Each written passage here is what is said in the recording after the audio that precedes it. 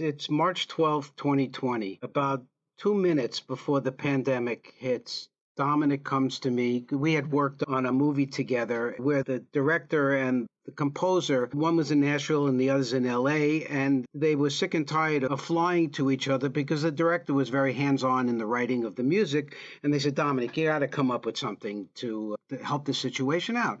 So Dominic took three different softwares that had nothing to do with each other and tried to put it together, and it failed because they had nothing to do with each other.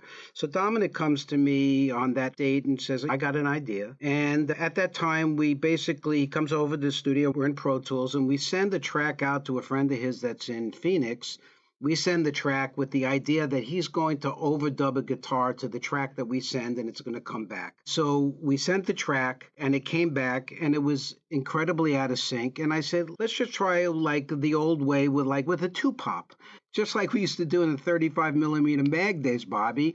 And so it worked. And Dominic said, what do you think of it? And I said, it's horrible. It's not professional.